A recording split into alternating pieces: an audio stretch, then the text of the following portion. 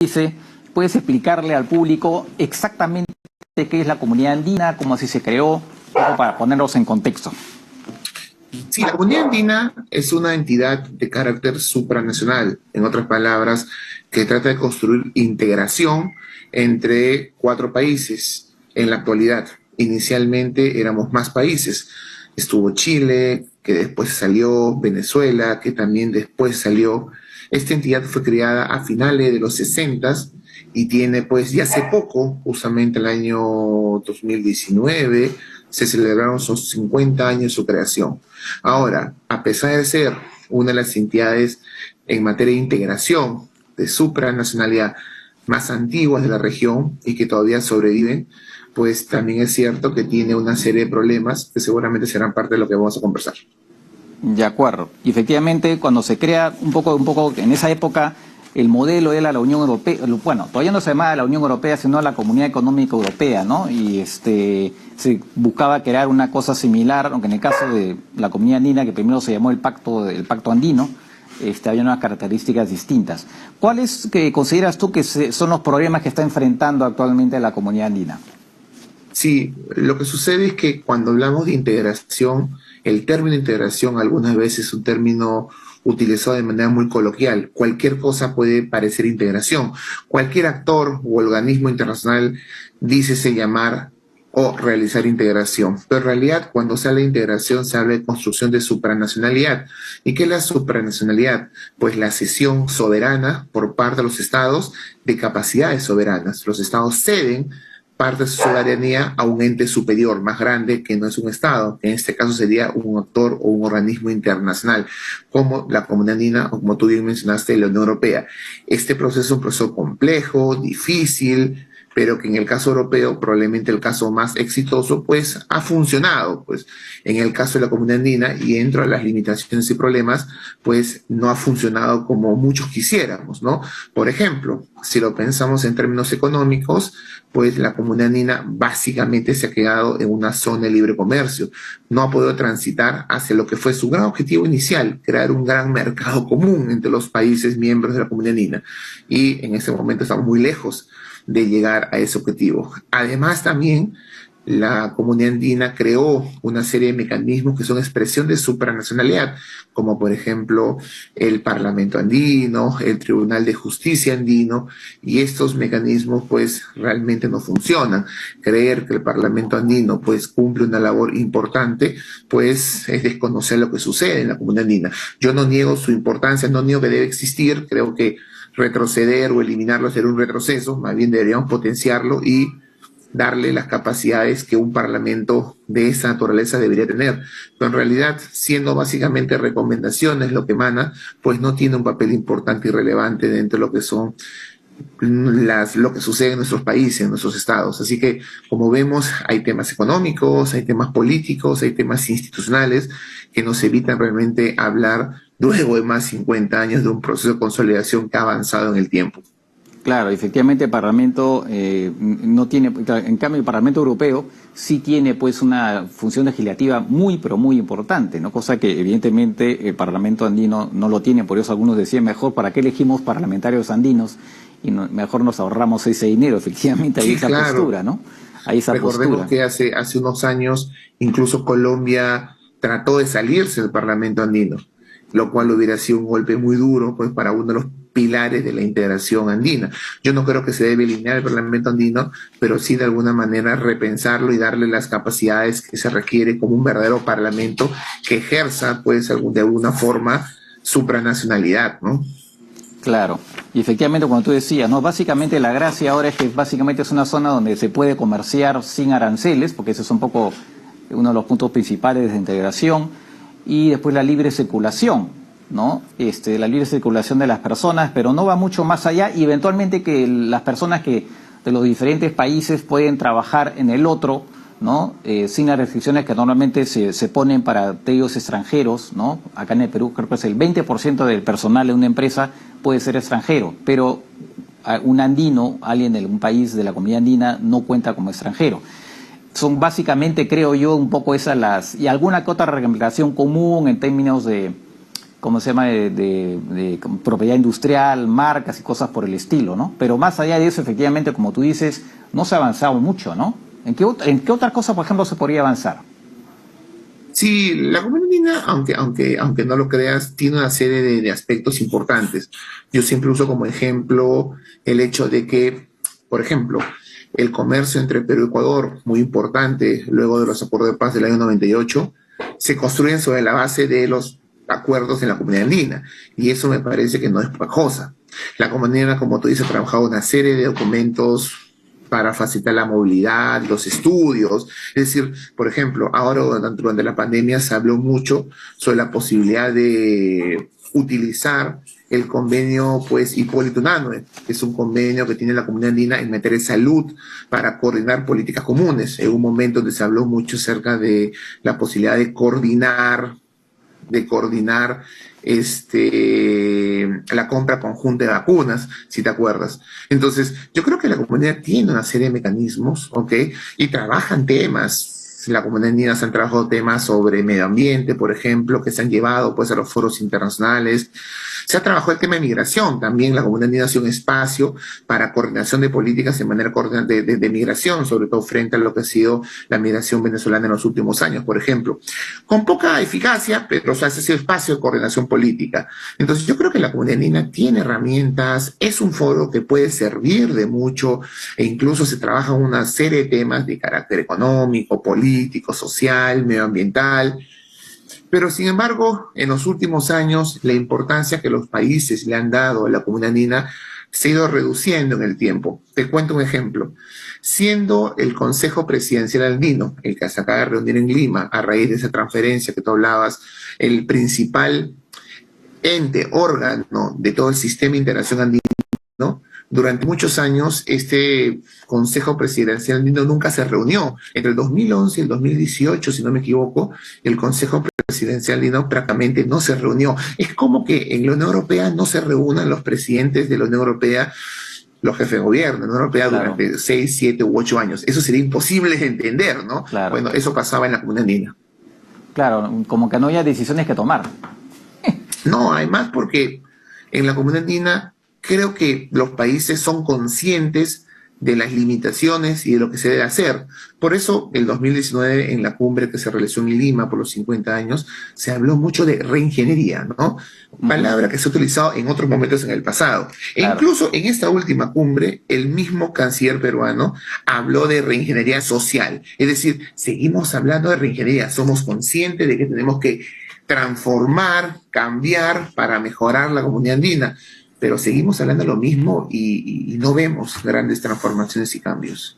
claro, mucho discurso, pero al final sin mucho contenido. Y hablando del ex canciller, ¿no? El breve canciller, se entusiasmó un momento dado, ¿no? Dijo sí, que podía regresar Chile, podía regresar Venezuela, y hasta podríamos incorporar a Argentina, porque también es un país andino. ¿Tú qué opinas de ese entusiasmo?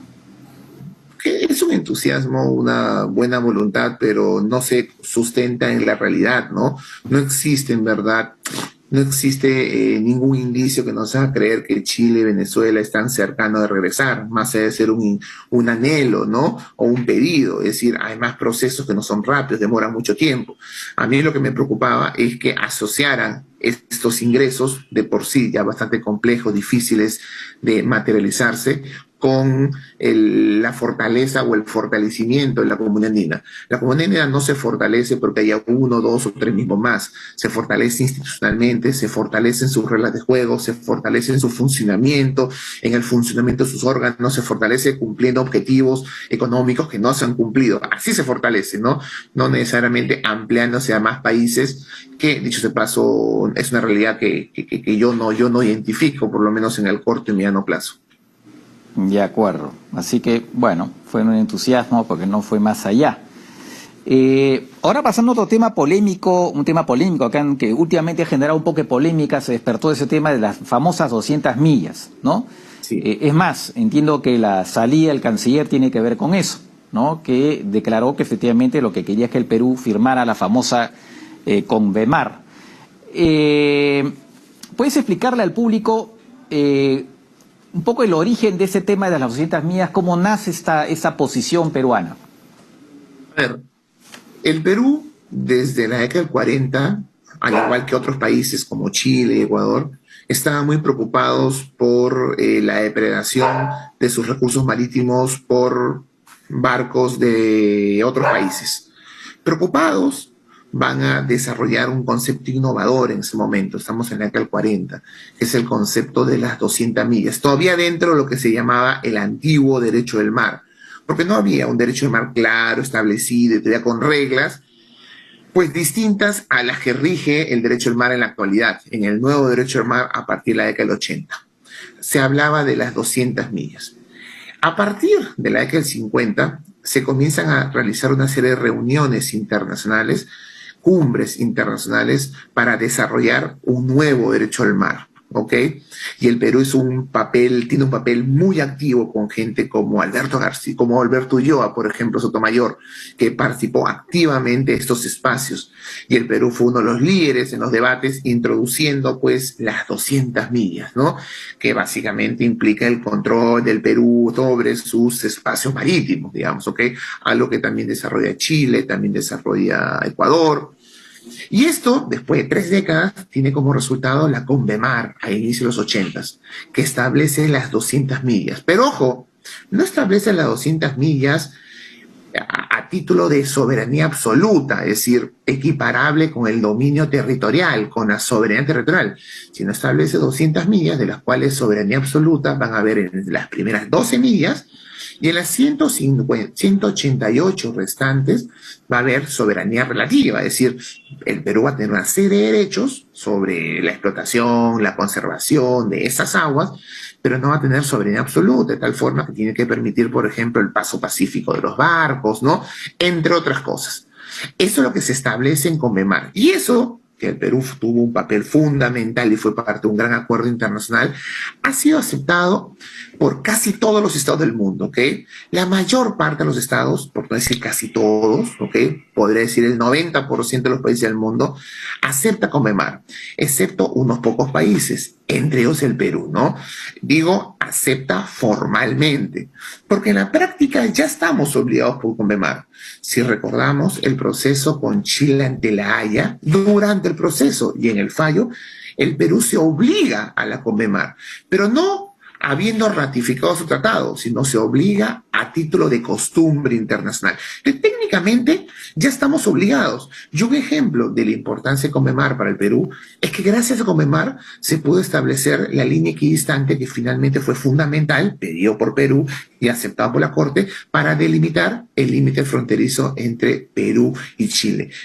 Ejemplo de la importancia que puede tener Convemar para salvaguardar nuestros intereses, ¿ok? Ahora, pues, la discusión regresamos a una discusión muy antigua, ¿ok? Y muy politizada. El hecho de creer que esas 200 millas son territoriales y cualquiera que va en contra de ese concepto termina siendo un traidor y alguien que quiere regalar territorio. Y eso, pues, no es cierto. Casi ningún país del mundo lo sostiene, ¿ok? Y obviamente el nuevo derecho al mar no se ha construido sobre eso. Y por eso la Constitución peruana habla de dominio marítimo, que es un término que se utilizó para poder adecuarlo con una posible ratificación futura de Convemar, algo que lamentablemente hasta hoy no se ha dado. Ahora, yo entiendo, aunque yo estoy a favor de Convemar, entiendo también que la coyuntura política no es favorable pues para aprobar Convemar, ¿no? Hay una coyuntura difícil, hay partidos y movimientos políticos que han expresado hace mucho tiempo su rechazo a Convemar y que tienen mucha influencia, desde la extrema izquierda hasta la extrema derecha, que de alguna manera han expresado pues su rechazo a Convemar. Y con un gobierno que tiene pues tantos problemas en varios frentes, abrir otro frente de discusión, de debate, creo que no sería lo más conveniente. Así que, en definitiva, no creo que este sea un buen momento político para introducir pues la ratificación de Convemar, algo que básicamente, como dije, es un tema formal, porque en el fondo ya estamos obligados por Convemar. Claro, y además la gracia efectivamente lo que nos da es el sistema de zona económica exclusiva, que es lo que prevé la Conmebol hasta la milla 200, es que finalmente tenemos derechos sobre la pesca, explotación gasífera y petrolífera, o sea, básicamente esa es la gracia finalmente, tener un dominio sobre ese mar, ¿no? Lo otro, pues, por ejemplo, ¿no? Si fuera territorio, tendríamos también sobre los aires también tendríamos dominio, no podríamos permitir ni siquiera los aviones de afuera, salvo que pidan permiso para que pasen por el cielo, el cielo peruano.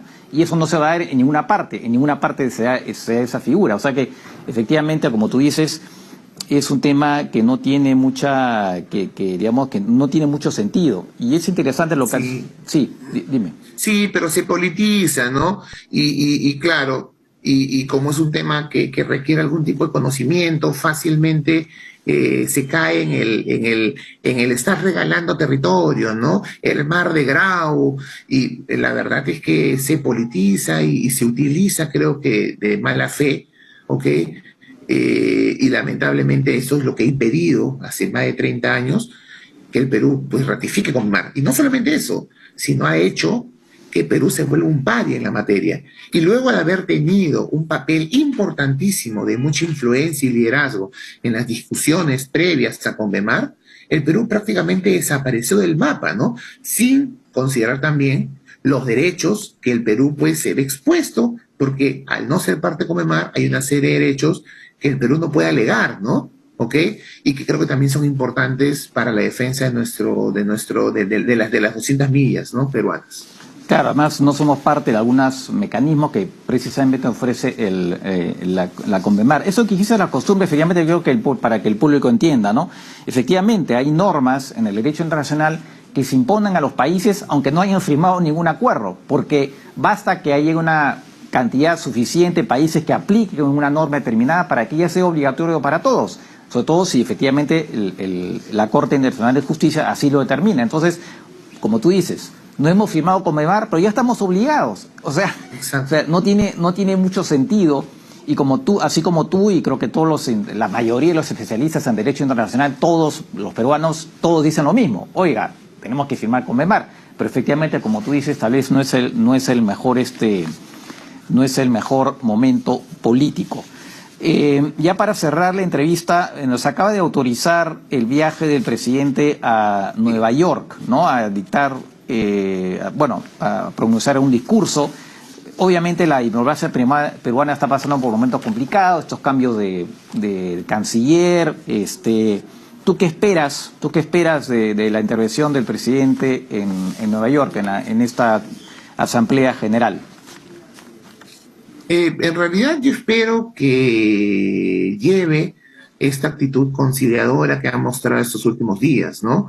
Porque algunos creen que el presidente puede utilizar este foro internacional para de alguna manera cuestionar las dinámicas internas que no lo favorecen, tanto judiciales o legislativas, ¿no? Y tratar de victimizarse y con ello pues legitimar pues fortalecer, mejor dicho, su posición internacional de un presidente pues agobiado por un poder judicial y un legislativo que intentan o quieren impedir que termine su mandato. Entonces, eso es lo que algunos creen. Yo espero que continúe con una posición más conciliadora como la que ha mostrado ante la elección del nuevo presidente del Congreso y trate de concentrarse en los principales intereses del Estado peruano, ¿no? Justamente en este momento de pospandemia. Estamos hablando, y hay muchos problemas, hay temas energéticos, hay temas alimentarios, hay temas logísticos, hay temas económicos, inversiones, comercio, hay muchos temas por reactivar que creo que una agenda de un presidente en Estados Unidos, no solamente en la Asamblea General de la ONU, sino también visitando empresarios y otras organizaciones internacionales de importancia, como el BID, el Fondo Monetario, creo que pueden ayudar al desarrollo del país, que es finalmente lo que queremos. Yo espero que estos foros, estos espacios, no sirvan pues como un espacio de crítica, que no ayudaría para nada ya en la difícil situación política que vive el país, y sirvan para hacer frente digamos, y reafirmar los intereses del Perú, ¿no? El año pasado, la visita a Estados Unidos sirvió para alejar al presidente de lo que algunos creían que podía ser su gobierno, un gobierno marxista-leninista, y él trató de demostrar que estaba muy alejado de eso, lo cual finalmente sucedió, digamos, ¿no? pero yo creo que ahora tiene que hacer mucho énfasis además en la necesidad de un gobierno que afuera o de afuera se ve como extremadamente caótico, al margen de las críticas, ¿no? Un gobierno con muchos cambios ministeriales, con nombramientos inadecuados, con personajes de su entorno cuestionados, es decir, hay que tratar de mostrar cierta estabilidad y seguridad, no van a haber inversiones, los países no van a querer hacer nada con un país pues que sea caracterizado en esos términos. Así que yo creo que el presidente Castillo y el Ministerio de Relaciones Exteriores tienen que hacer mucho énfasis no solamente en los intereses del Perú, sino en mostrar que es un gobierno viable, ¿no? ¿Ok? Con el cual se puede hacer negocios y un gobierno ordenado, a pesar de la terrible realidad que estamos viviendo en el Perú, ¿no? Entonces, y de cara a lo que va a ser el nuevo escenario post-pandémico, donde todo parece poco a poco regresar a la normalidad. Claro, efectivamente. Muy bien, Oscar, muy interesante todas tus explicaciones. Pues vamos a ver, a